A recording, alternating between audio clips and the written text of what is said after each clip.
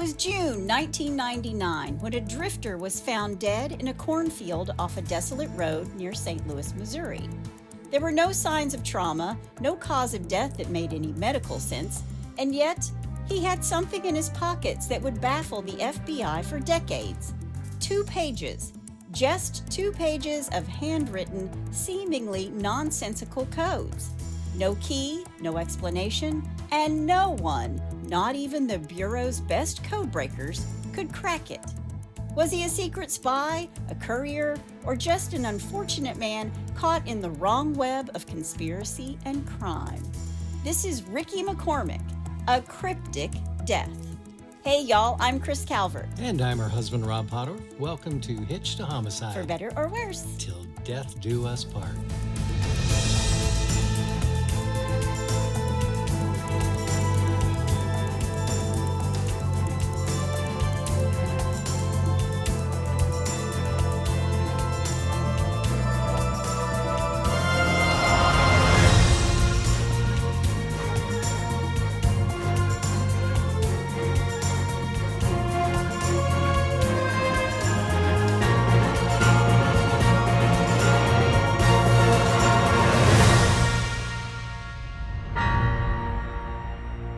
Welcome back, everybody. Yes, welcome. And for our friends in Belarus.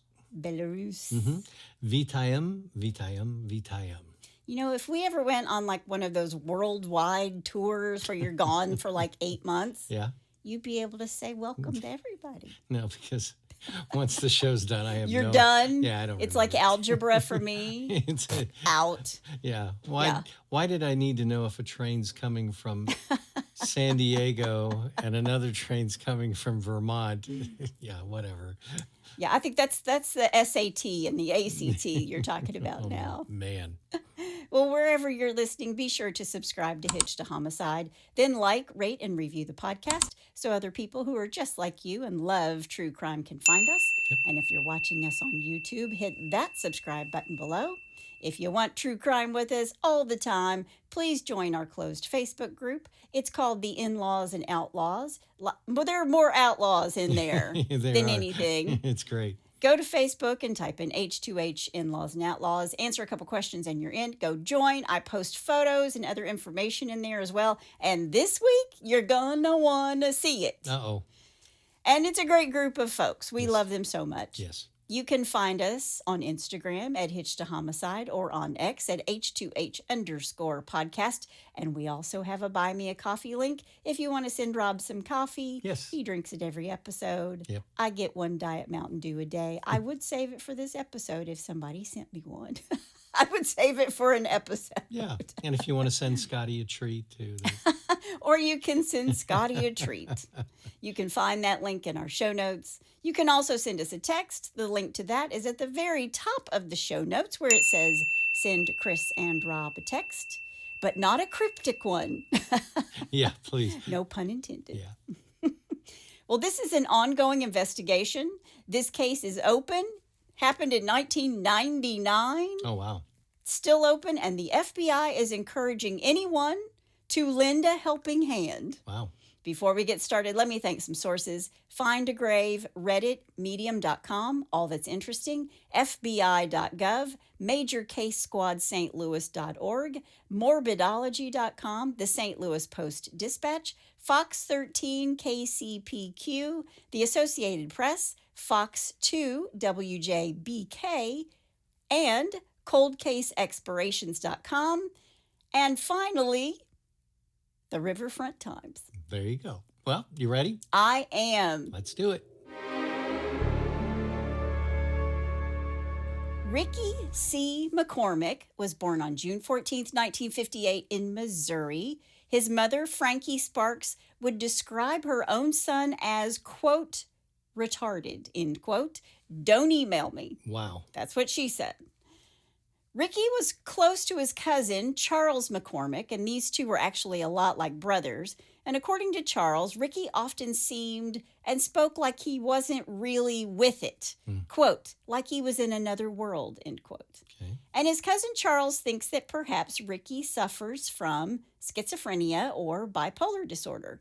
But that's not the only medical conditions he suffered from. Ricky also had chronic health issues that affected his heart and his lungs. Oh, wow. He's also a little guy. He's 5'5" or 5'6" with a scrawny build.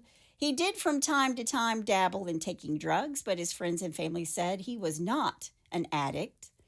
But when Ricky visited with a psychiatrist, the doctor said that Ricky had a, quote, brick wall in his mind, end quote, and that Ricky refused to break down that wall. This is according to his aunt, Gloria McCormick, who goes by Cookie. Okay. I loved that.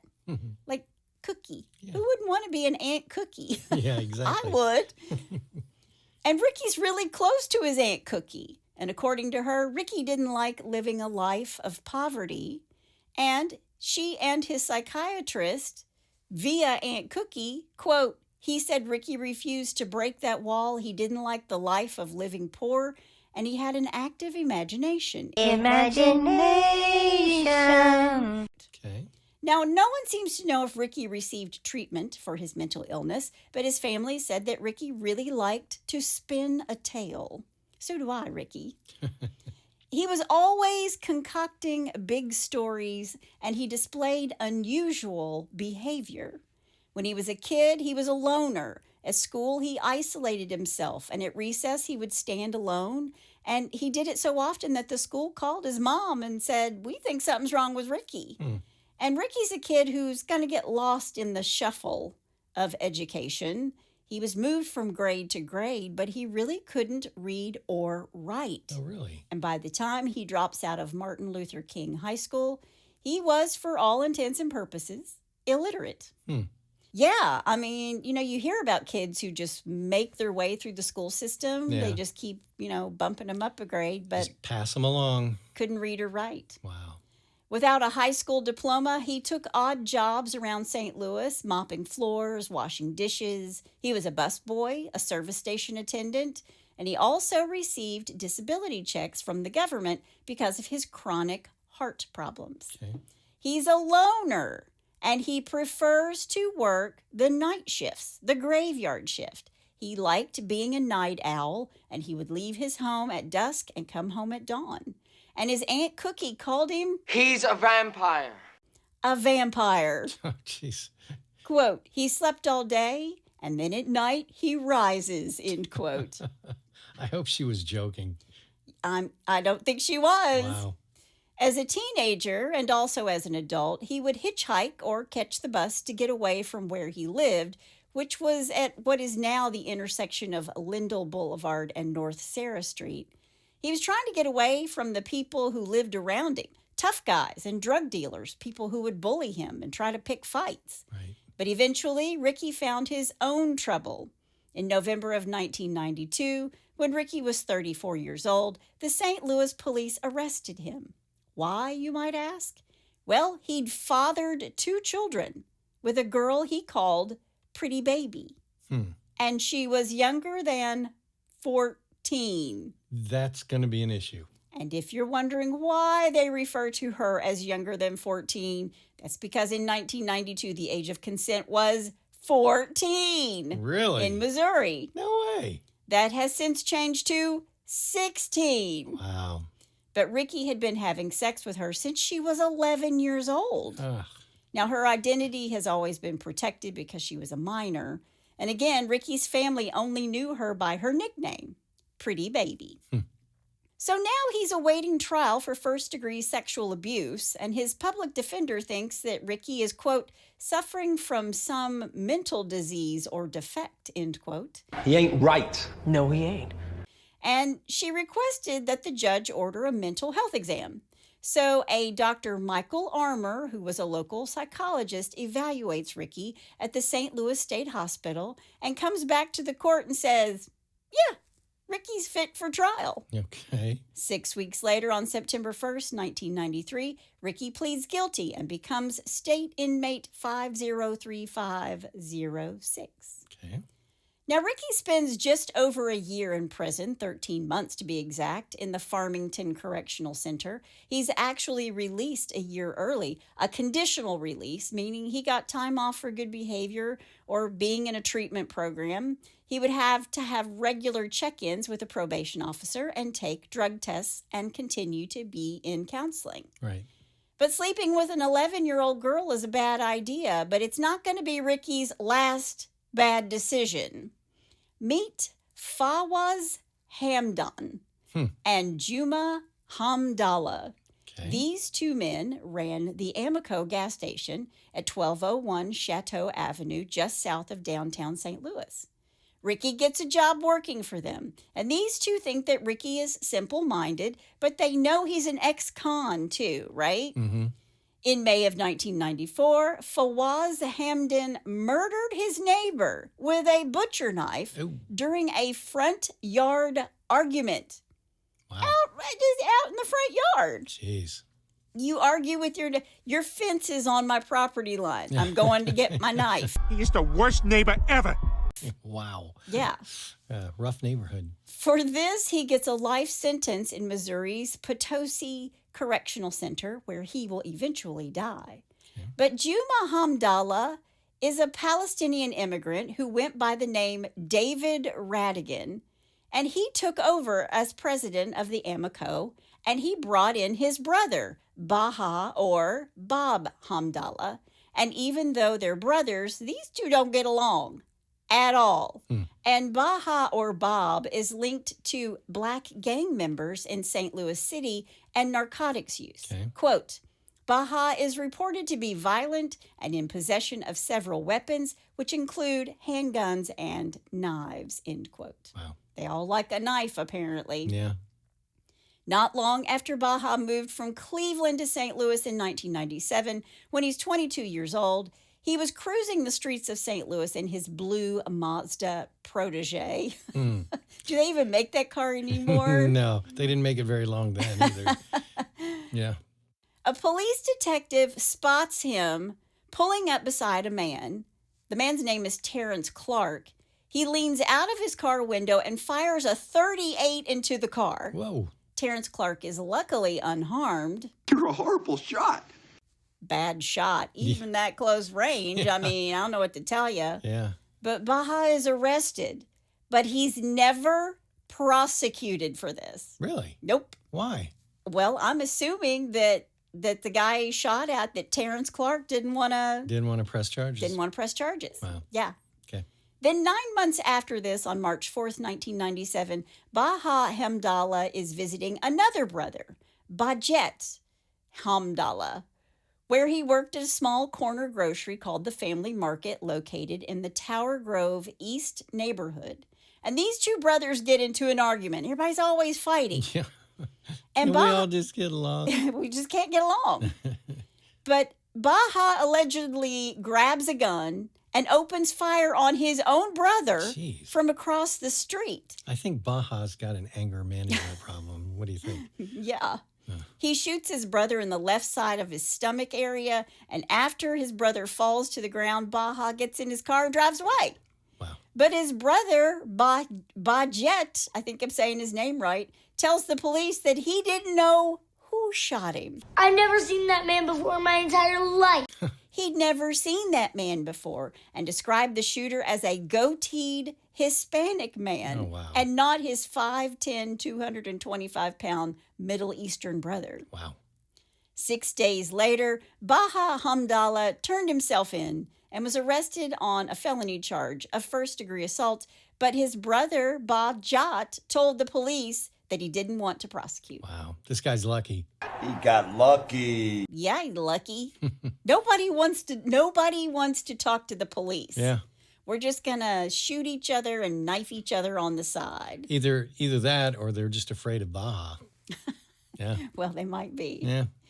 Later that same month, while working at the family's Amoco station, Baha was arrested again for second-degree assault for allegedly beating a man named Elro Carr with a rusty hammer. Jeez. Baha threatened to kill Elro, who was a sometimes homeless drug addict. Baja told him to get off the property of the Amoco station. He told the police, quote, "I just figured I'd take care of this myself." Well, yeah, I'm taking care of it. End quote. He did. 2 weeks before Elrocar's case against Baja was supposed to go to court on August 7th, 1998, Elro was gunned down just a few blocks away from the Amoco station in a neighboring housing project. And the assault case against Baja was Dropped. gone. Wow. Coincidence? Yeah, I was about ready to say, yeah. Yeah, think not. Yep. In August of 1999, Juma is going to open fire on Baja, shooting him. This is his other brother. Baja never files charges and he survived, but they also bring in their other brother, Jamil Hamdallah, who is a registered sex offender. So just an all-around wonderful band of brothers. We were a band of brothers. The Brady Bunch.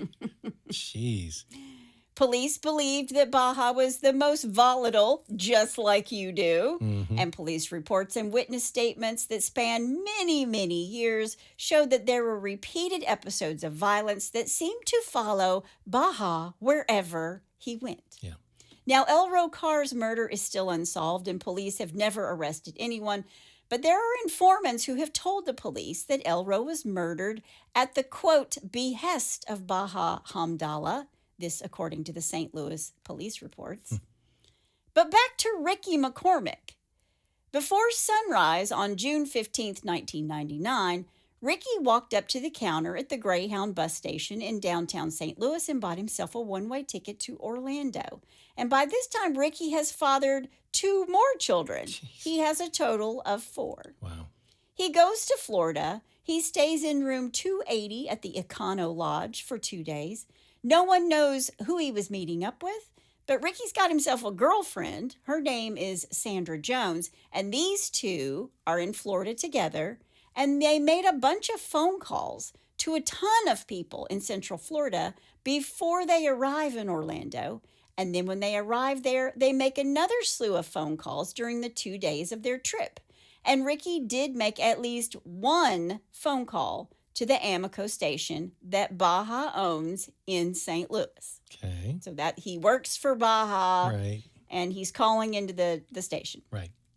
Now, Sandra, the girlfriend, she thinks that the 2 of them are there to pick up some marijuana. And here's why. Ricky would accept these offers to pick up and deliver packages for money. He'd made trips to Florida before, and according to her, he brought weed into the apartment that he shared with Sandra in the Clinton Peabody Housing Project south of downtown St. Louis. Okay.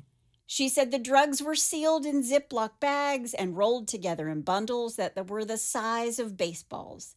And Ricky told Sandra that he was holding the weed for Baja Hamdallah. Ricky never talked about his little trips to Orlando. The last time he went, when he came home, he seemed scared. And according to Sandy, he was afraid of this high-level drug dealer who was working in his neighborhood, and he was concerned about angering or upsetting this drug dealer. And he began to act erratically, like he was paranoid, or he thought there was someone or something around every corner. I think I'm paranoid. And he seemed confused, like he didn't know what to do or where to turn. Okay. So he's just really, he's upset. He's anxious. Right. And he's got a heart condition. Right. So he went to the hospital. He said he was having heart problems. But there are those who think he was just looking for a safe place to be, someplace where someone couldn't get to him. So is he afraid that he's encroaching on this guy's territory, or is he paranoid? I mean, Nobody knows. okay. All right. It's part of the mystery. Gotcha. June 22nd, 1999, Ricky walks into Barnes Jewish Hospital emergency room around 3 p.m. He's complaining of chest pains and shortness of breath. And this isn't something new for him. He's got a history of ER visits, and he has suffered from asthma and chest pains since he was a kid. Okay. He told his doctors that he didn't use drugs or alcohol, and his family and friends can back this up, agreeing with Ricky. But by his own estimate, he tells the doctors that he could drink more than 20 caffeinated drinks a day. And he's got a heart condition? Yes. No wonder he's got a heart condition. And all I can say is somebody had me beat before I got off the sauce. Somebody had me beat on the caffeine drinks, the caffeinated drinks every day. Wow. But the doctors rule out a heart attack. But he has this history of heart problems, so they keep him for 2 days just to watch him. Sure. Last thing you want to do is send somebody out the door that thinks, they're having a heart attack, and they're like, nah, you're fine. And then he does actually have a heart attack. Right. So they keep him for 2 days, they watch him, and Ricky walks out of the hospital on June 24th with orders to return for a follow-up in the coming week. He leaves the hospital, and he takes the bus to Aunt Cookie's apartment, and he visits with her for about an hour. And his mom just lives around the corner, but he and Aunt Cookie have this special relationship. He's really not that close to his mom. Mm-hmm. Quote, everybody needs someone to talk to now and then. Ricky would come and visit and talk with me, end quote. But this time, instead of telling Aunt Cookie what's going on in his life or his worries, he really doesn't tell her much at all. She offers to take him wherever he needed to go, but Ricky waved her off. Ricky doesn't drive. He doesn't drive. How old is he now? He's at 34. Well, no, now he's 41. Wow. Yeah. And he doesn't drive. He's not capable of driving. He uses public transportation or he hitchhikes. Okay. All yeah. right. Or he walks. All right. The next day, June 25th, Ricky goes to the ER at Forest Park Hospital, which is less than 2 miles from Barnes Jewish Hospital, where he was before. And this time he tells the doctor that he was having trouble breathing after he'd spent the afternoon mowing grass. Well, you have asthma, Ricky. Yeah. And the doctor tells him that the wheezing is an asthma flare-up. Right. And they do not admit him, and he is released at 5:50 p.m. But it's not clear whether or not he actually left the hospital when they released him, because his Aunt Cookie says that he spent the night in the waiting room and then left the next morning. He slept in the waiting room that night. All right. Ricky's girlfriend speaks with him around 11:30 a.m. on June 26th. He says, I'm out of the hospital and I'm on my way to the Amico to get a bite to eat. And at least one gas station employee actually sees Ricky at the gas station on June 27th. Now, Ricky leaves the gas station. He's never seen again. On June 30th, 1999, a woman was out driving along a rural road near Highway 367. It's near West Alton, Missouri. She looks out the window and she sees something strange in the cornfield. And she pulls over and she goes into this cornfield to check it out. And you might ask why. Yeah. Well, she stops for a reason most of us would never stop.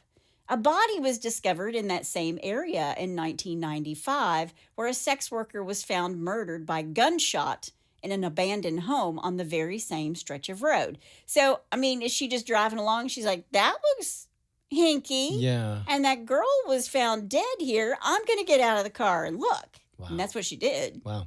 Face down, wearing tattered Lee blue jeans and a stained white t-shirt, the body was in an advanced state of decomposition.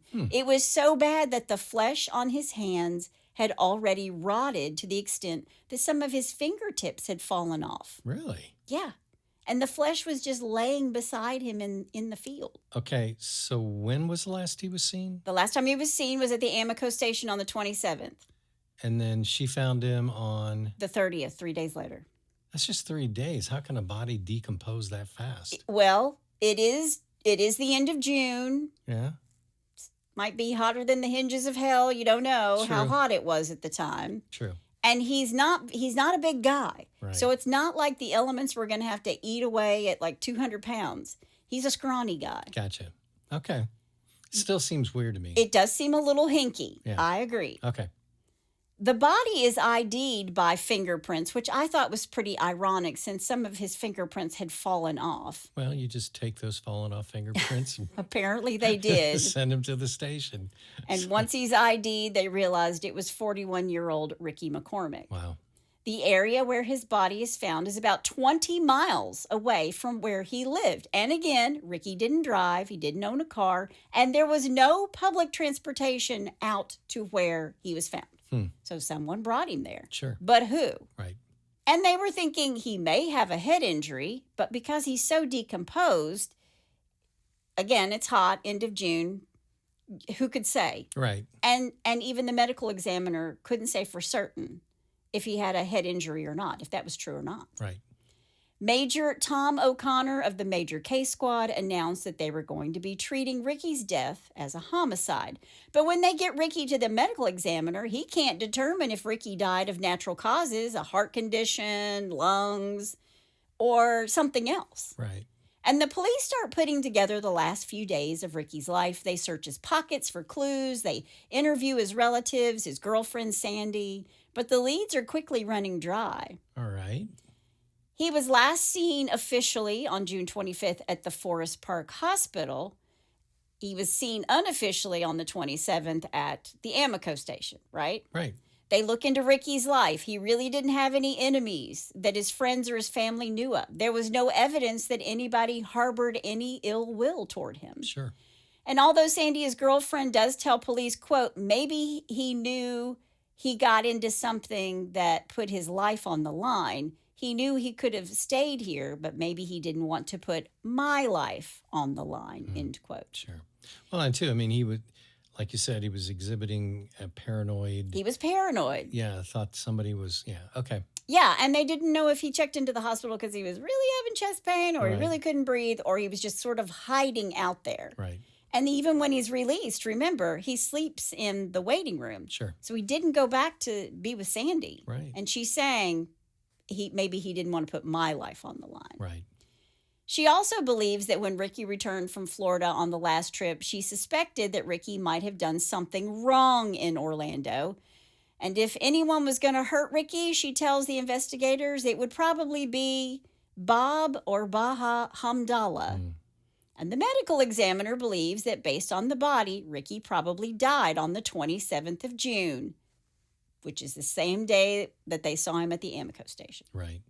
The next day, the medical examiner announces that he couldn't determine a cause of death. And what's more than that, the investigators couldn't find any evidence of a crime. So they announced that Ricky had died of natural causes, even though it's incredibly hinky. It just doesn't make sense. Sure.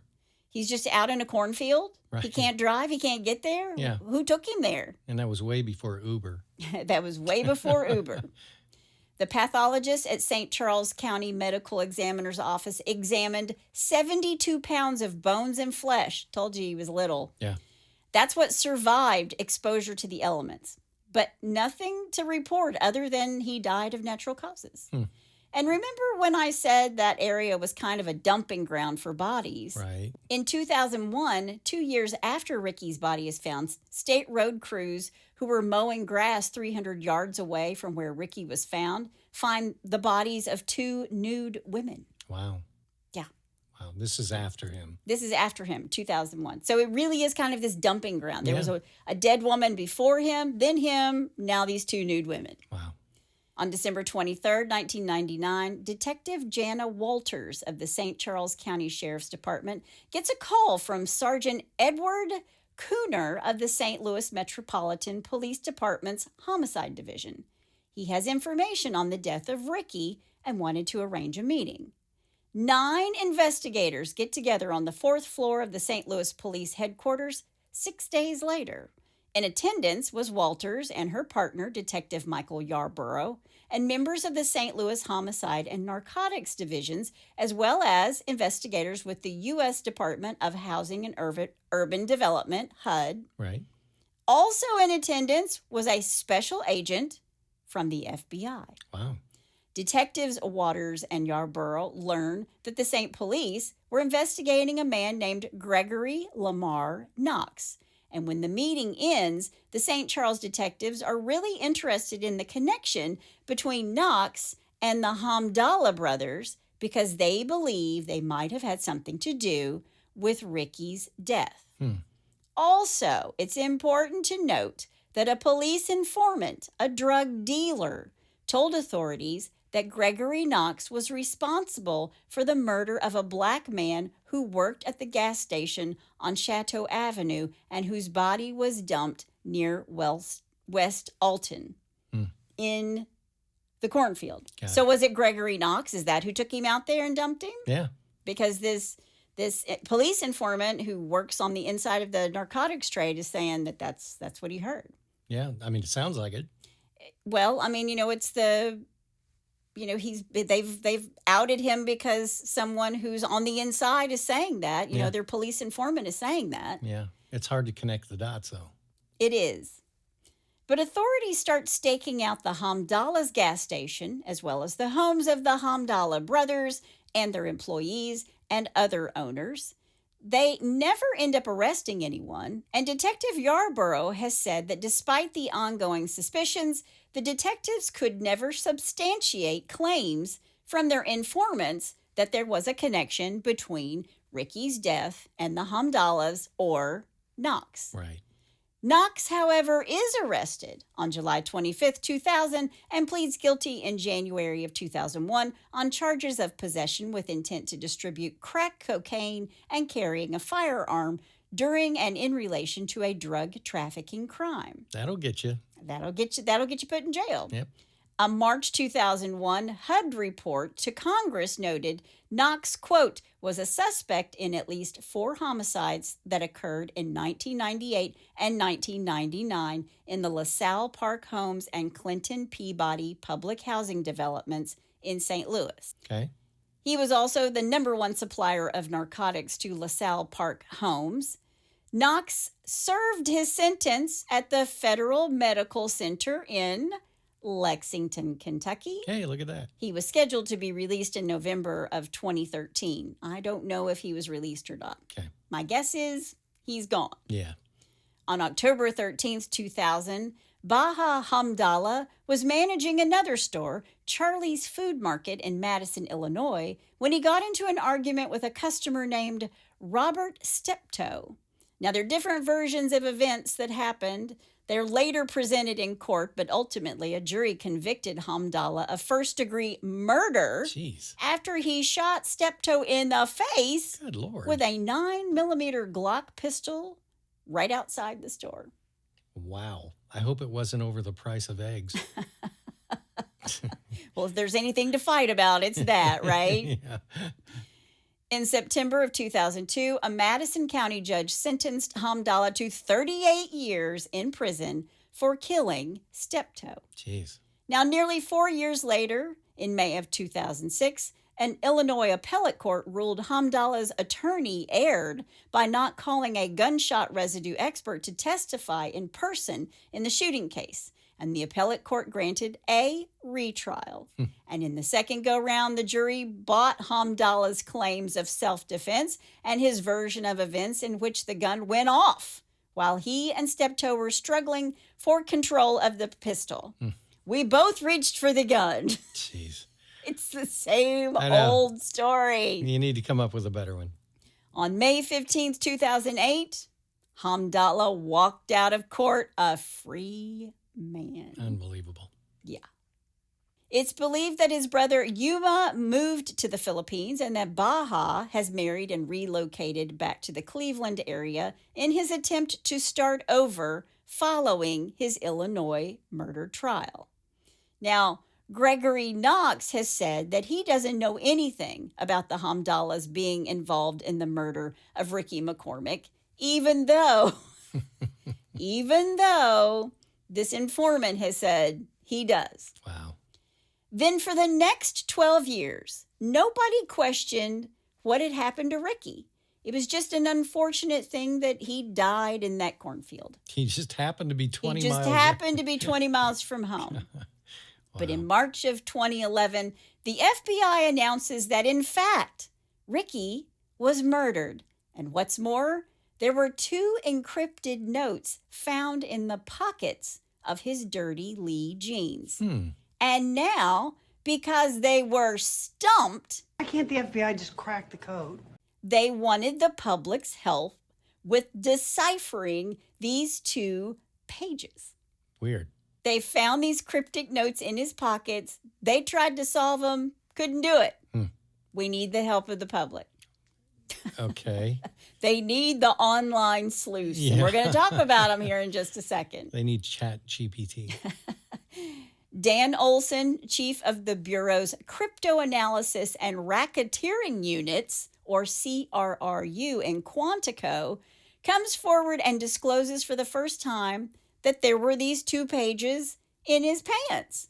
Quote, on June 30th, 1999, sheriff's officers in St. Louis, Missouri, discovered the body of 41-year-old Ricky McCormick. He had been murdered and dumped in a field. The only clues regarding the homicide were 2 encrypted notes found in the victim's pockets, end quote.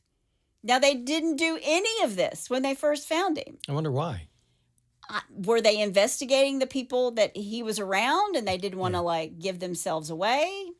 Well, the other thing, too, is if they found these 2 encrypted messages, if you know anything about prison life, is that they will encrypt, messages that they're sending out, whether it's for drugs or a hit or whatever. So the first thing I would have done is to see if there's any connection between anyone in prison and what's the brothers' names again? Hamdallahs. Sorry, I can't remember that. And then with Ricky, I mean, there's got to be a connection there somewhere. Well, you would think that they tried to connect it to the Hamdallahs because he worked for him and, they're Hamdallahs shooting people all over the place. Yeah. And who was in prison that they would know? Yeah. Okay, whatever. On these 2 pieces of paper, there were more than 30 lines of coded material using a variety of letters, numbers, dashes, and parentheses. And the FBI tries to crack this code. Disciplined, methodical, emotionally detached. And when the McCormick codes originally hit this man's desk, the agent's desk, Agent Olson, he attacked them as he always does, counting characters, looking for patterns. He attempted to break them down manually with graph paper and a pencil. Okay. He dissected these strings of letters and numbers on whiteboards.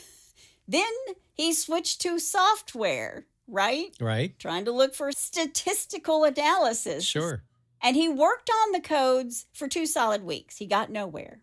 He brought in other analysts to take a look and brainstorm about what this might have been. He consulted experts for clues. Okay. He compared the letters and numbers in the notes to every street address in St. Louis and vetted them against maps from across the country, but no hits rose to a level beyond, well, that's a coincidence. Quote, it doesn't happen often that we have an unsolved cipher of this length and significance, he said. Quote, the characters are not random. There are many E's, for example, that could be used as a spacer. There are many characteristics that suggest it could be solved, many patterns. The problem is we don't know why it's not solvable, end quote. The cipher is impossible to decode without the key. Wow. So apparently cracking a code takes 4 steps. First, you have to determine the language used, and in this case, it's English. Then the system used, a cipher in which letters are transposed or substituted for something else, for example, or a code in which a letter such as R represents a person or even a place or perhaps even a secret language, such as a version of Pig Latin. After that, one must reconstruct the key that explains how the code maker changed the letters of the message, such as shifting every character 3 letters to the right in the alphabet. Jeez. Finally, one can apply the key and transcribe the intended text. And the FBI could never get past step 2. Wow. The McCormick notes eventually moved to the back burner. Oh. I mean, I can see why they're like, we can't crack this. Yeah, we got to do it. Lots of things. We got other fish to fry. Yeah, and everybody still thinks that this guy is just a guy who randomly died in the cornfield. Right. But a few years later, with some new staff and capabilities in the FBI laboratory, Agent Olson decided it was time to revisit the case and bring in some fresh eyes. And approximately 15 of the 20 analysts on staff applied their experience and techniques to the codes, but still nothing worked. Then they put McCormick's handiwork, his code, Ricky's codes, in rare company. The FBI examines hundreds of suspected codes each year. After weeding out those that are nonsense from the codes, the Bureau categorizes as solvable only about 1% go unbroken. Wow. And his is unbroken. Wow. In September of 2009, Olson's frustrated team looked outside for help. They presented the McCormick puzzle to a room of about 25 amateur code breakers gathered in Niagara Falls, Ontario, for the annual convention of the American Cryptogram Association. Really? Yeah. Wow. The challenges generated interest, but association members have been unable to make any breakthroughs. Wow. And despite investing hundreds of hours to decipher this mystery over nearly all these years, over nearly 20 years, the FBI's elite CRRU, the same unit that cracked the codes of the Nazi spies during World War II, Wow. remained foiled by the apparent craftsmanship of a high school dropout who was, for all intents and purposes, illiterate. That's amazing. So, was this his own language or code? And authorities say that Ricky's family said he'd been doing this since he was a little kid, writing in code. Quote, we asked the family, and they said he did it quite often. No one really knows what it means. It's kind of like private diary writing, end quote. Wow. That's not true. Hang on. Okay. But whatever this code is, the FBI is stumped. They released 2 photographs of the notes. And Agent Dan Olson, who's still the chief of the CRRU, said, quote, breaking the code could reveal the victim's whereabouts before his death and could lead to the solution of a homicide, end quote. So they're hoping that someone with fresh eyes can understand the meaning of these notes. And the FBI also asked the public if they knew of any other notes that Ricky had written in the past, and if they did, to call them. Right. Quote, even if we found out that he was writing a grocery list or a love letter, we would still want to see how the code is solved. This is a cipher system we know nothing about, end quote. So they're enlisting online sleuths and code crackers to take a look at these 2 pages. It's just 2 pages. Right. And the FBI had to put up a special web page dedicated just to these 2 pages because 7,000 people made comments and theories, including it was vehicle registration numbers, gambling books, drug dealing transactions, to addresses and directions, mental health episodes, or even medications. The list goes on and on. And there's actually not only a page at the FBI, but it is now also on Reddit. And we're going to talk about that. Really? Then in 2012, Ricky's family comes forward to say it was not true that Ricky had been writing these secret codes his whole life. They say they never told the investigators he had written in code, but that sometimes he jotted down nonsense that he called writing, but it was never code. They also said that the authorities never contacted them to say that they thought these 2 pages were some kind of code, and they never heard from them about the possible involvement of the Hamdallahs or even Knox. They actually found out about all of this and the 2 pages while watching the local evening news. Jeez. And that is just wrong. Yeah. That's wrong. You think?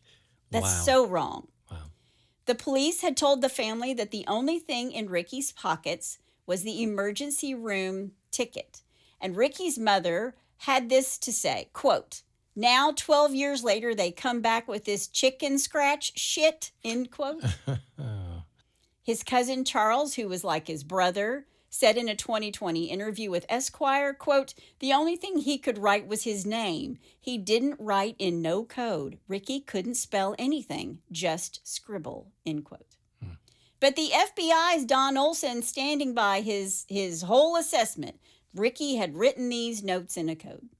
And some thought it was a to-do list because there are circles drawn around some of the segments, meaning that maybe it was completed. That's interesting. It is. It is interesting. Yeah.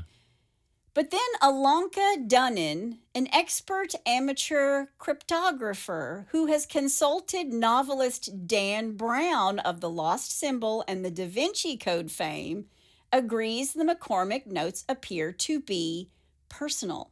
They might be a message from one person to another, but do not look as if they're intended with some other famous ciphers to be challenged by a broader audience. Alanka, she's a computer game developer who just happens to not live too far from where Ricky's body was found. Oh, really? And she has spent many hours analyzing his notes. And like Agent Olsen, she suspects Ricky might have written them only for himself. And when she discovered that Ricky was basically illiterate, she had second thoughts, saying, quote, "I don't think Ricky McCormick wrote these notes. Perhaps he was a courier." Yeah. End quote. Well, I was thinking that exact thing. Yeah. Yeah. Okay. Now, Agent Olsen of the FBI insists the only reason he decided to make the notes public was to see if somebody would recognize the code or provide new information that could help decipher it. Quote, "Sometimes tips generate a seed that generates an ultimate break," end quote. These codes were released just in the hope that somebody would be like, I know what this is. I know what this could be. But and the FBI feels like as long as they don't know, they're at a disadvantage. Sure. So eventually the FBI, who has not solved the mystery of these 2 pages in Ricky's pockets, but Reddit has been working overtime. And there are a few theories. There are a couple I'm going to tell you about. Okay. One is that this is medical shorthand that they believe Ricky copied himself. Oh. There's more than one Reddit user that has this theory, but Reddit user Flooferpup, when you go on Reddit, you get a generated name. Flooferpup did a really nice job explaining it. I won't go through all of it, but I do want to show you a couple of examples, and I will put all of this up in the In-Laws and Outlaws. Okay. So AL-PRPITXLYPPIY, procedures, patient priority, intake, x-ray priority, not covered by insurance. Oh, wow. Then it says magnesium within limits, defined, receive, nurse procedure. So they're saying that RNSE is receive nurse. Right. And procedure is PRSEALL. So there's more than one medical personnel person who's come into Reddit and said, this is shorthand that a nurse is taking at the hospital. Ah. So was he copying down what his chart said about himself? Right. And he was using their shorthand, not understanding any of it? But how did he get a hold of his own chart? Because they don't let that stuff out. I don't know. Yeah. I do not know. But he was in the waiting room for a long time. Maybe he snuck in and grabbed him. Who knows? Yeah. Who knows? Okay. So such an interesting thing, and it was really fun to read through. And I will leave links to those threads. But all these medical people were jumping in, going, "Yeah, I mean this is what this means, and this is what that means." I'm surprised the FBI didn't pick up on that. Well, they haven't said anything about it. Okay. They've kind of been quiet. Right. But then Novel21Go on Reddit used AI. And this is what he had to say about the codes. Ricky McCormick was the messenger for the drug dealers. He's a low-educated man, can't spell his name. His duty is to receive the encrypted notes and contact the buyers, and they decoded the notes, like where the cocaine is. Right. In these notes, the place was in Ellis County, Oklahoma, 36 north, 99.9535 west. Coordinates. Near the river where the mark is, and the buyers must walk steps where they can find the cocaine. It will be ready after 3 days when the moon is full. Wow. So that's what AI did? Yes. That's pretty cool. AI decoded on the same line on the notes 3 days, and the word lunse, L-U-N-S-E, came, and it meant moon. And the weight of the cocaine is 651 kilograms. The moon was actually full on June 28th, 1999. Wow. And Ricky McCormick's body was found on June 30th, 1999. Man. And the notes written on June 25th, 1999, while they killed him, we will never know. Right. But AI decoded these words. Here's a comprehensive list of all the words and terms decoded from the text so far, along with their possible meanings. I'm not going to go through all of them. But RLSE means release, TRSE, transfer, MRSE, mark the stash. FRSE, finalize. I mean, it just goes on and on. 651, weight of the cocaine. Right. I mean, so all of these things, MTLS, materials, refers to the cocaine itself. So they're treating it like it's the material in the operation. Right. CTLSE, control or prepare. So AI came up with all these things, including CUTCE, cut or process. Cutting the cocaine, diluting the cocaine. Sure. Wow. So I will post all of these. I will post the actual papers that were found, the notes that were found in his pocket. And I do want to say at the top of these notes, it actually says notes. It's been printed from someplace else. And someone said, has anybody ever checked to see where this paper came from? And that is such a good point. Yeah. Yeah. Did they have that type of paper at the hospital? Right. Did he write that at the hospital? Right. Did they have that type of paper at the Amoco station? Mm-hmm. Where did it come from? Right. I thought that was really, really, really interesting. Sure. It's all very interesting. Yep. But still, who could know what it meant and why they needed to murder Ricky over any of it? Right. Who wrote the notes? Was it some sort of special code like AI says, for the cocaine? And why did they murder Ricky? Mm-hmm. If you have any other information regarding the murder of Ricky McCormick, please call the St. Charles County Police Department hotline at 636-949-3002. You can also contact the St. Louis Regional Crime Stoppers at 866-371-8477 if you want to remain anonymous. Anybody? FBI wants to know if you've seen a code like this or you think you know how to break it. They want you to write to the CRRU at the following address: FBI, Laboratory Cryptanalysis and Racketeering Records Unit, 2501 Investigation Parkway, Quantico, Virginia, 22135. Attention, Ricky McCormick case. So it's a perplexing case.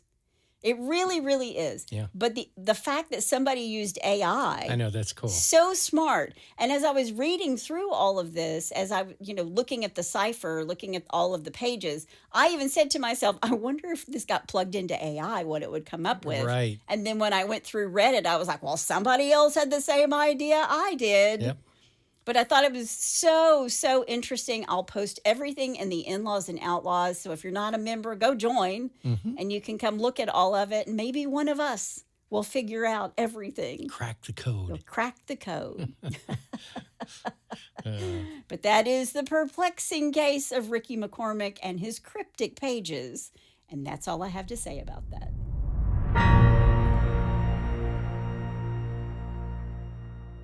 Well, here's my take on it. Okay. Rob's take.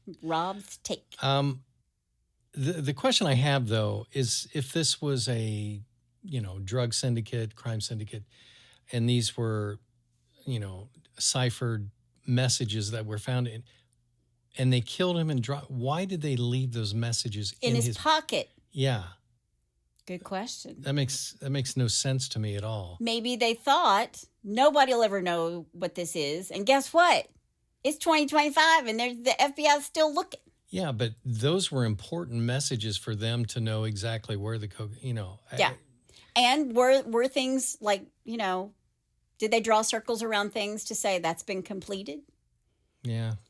It's really interesting. I want everybody to take a look at the 2 pages of notes and look through it, and then read some of the theories. I'll put the medical stuff up, and I'll also put the AI stuff up, both in the In-Laws and Outlaws, because it's really interesting to look at what's written. Yeah. And some of it is, not to quote his mother, but some of it is some chicken scratching too. Yeah. You're like, is that a 2? Is that a E? What is that? So and 2, I'd want to know if they did handwriting analysis from Ricky compared to the writing on the ciphered notes. Well, apparently he could only write his name. According to his family, he could only write his name. And I totally agree with the expert chick who does all the stuff for Dan Brown and, Said he was the a Da Vinci courier. Code. After she heard that he was illiterate, she goes, he's a courier. Yeah. I'm like, it takes a woman. There you go. These are not his. But they didn't even ask the family. They were just trying to decipher this for all this time. Yeah. For 12 years and didn't ask the family. Seems a bit sloppy. It just seems odd. It seems very odd. And it's a shame that Ricky had to die for reasons that we don't even know. Yeah, exactly. All right. Well, let's get away from Ricky because it's very sad. And let's go to something that's very stupid with a little bless your heart. Well, bless your heart. All right, number 1. You might want to work on your cursive. Okay. A Colorado man is wanted for allegedly attempting to hold up a bank in a robbery that quickly went off the rails when the teller couldn't read the note he handed over. This is just like Ricky McCormick's 2 pages. It is. The accused would-be thief entered a bank in Loveland, Colorado around 5 p.m. on December 17th and went straight to a teller who he handed a note, according to the Loveland Police Department. A man is wanted for allegedly attempting to rob a bank in Colorado after handing the teller a mysterious note that she couldn't decipher. Speaking of not being able to decipher. Was he a doctor? Nobody can read their handwriting. Yeah, the teller couldn't discern what exactly was written on the note since it was nearly impossible to read, according to CBS Colorado. As the teller was still trying to figure out what the note said, the man grew frustrated and quickly fled the bank, police said. She's like, is that what is that? What is that word, honey? Yeah. Help me out. The suspect was wearing a brown hoodie, a green baseball cap, and sunglasses. The LPD are still searching for him. His face was not covered during the incident, so they know what he looks like. He's still being sought. Oh, my gosh. I know. He's a lucky guy. He was saved by his own horrible handwriting. That's it. All right, number 2. What a meth. But bumped. Yes. Very good. A Kentucky man. Oh, gosh. We're in Kentucky. There we go. A Kentucky man pulled a bag of drugs and a wad of cash when police officers asked him for his ID. David Ratliff, 43, was passed out behind the wheel of his car on Friday in the parking lot of a video store on U.S. Route 421 in Manchester. The last video store ever is apparently in Manchester, Kentucky. You'd be surprised how many there are around the country that still are in existence. Really? Yeah. Who has a VCR? I know. It's weird. I think they do DVDs. But who has true. But who has a DVD player? That's true. Actually, we do. Manchester's about 100 miles south of Lexington. When police arrived at the scene and asked drugged-out Ratliff for his ID, he whipped out a baggie of meth pills and a large sum of U.S. currency, according to the Clay County Sheriff's Office. Police confirmed he had 9 grams of meth, several fentanyl pills, and $3,034 in cash. He was gunning for bear. He was busted. All right, number 3, and finally. What a dope.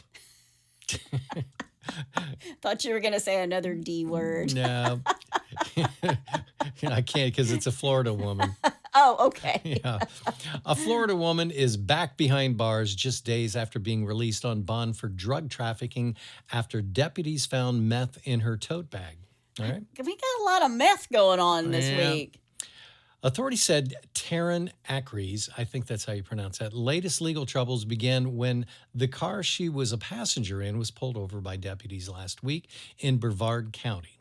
Oh, I know where that is. Yep. Deputy Lexi Gordon's canine unit dog, Aurora, detected something amiss in a few bags belonging to Acre.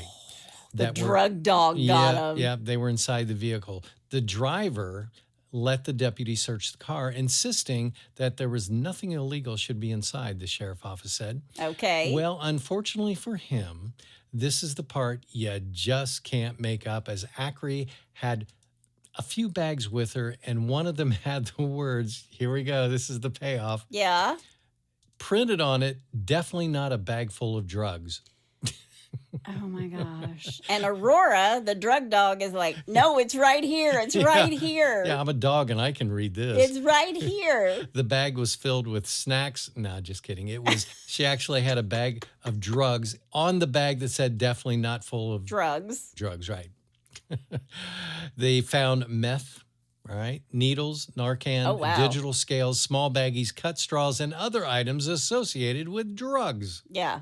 Yeah, they were all in the bag, the sheriff's office said. Acre 31 was swiftly arrested and charged with trafficking in meth and possession of methamphetamine with intent to sell and possession of drug paraphernalia. Her new charges are practically identical to the ones she's facing earlier this month. Oh my gosh. Yeah. She was arrested on January 6th, but was freed 2 days later after meeting her $15,500 bond, according to the sheriff's office. Wow. Yeah, so there's your... She went to jail and Aurora got a treat. Oh, my gosh. Bless their hearts.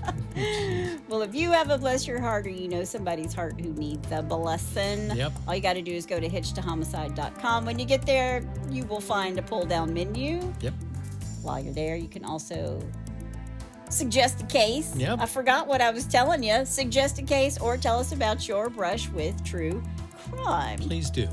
That's my amazing husband out there. And that's my beautiful bride in the booth. Join us next time on Hitched to Homicide. Bye, y'all.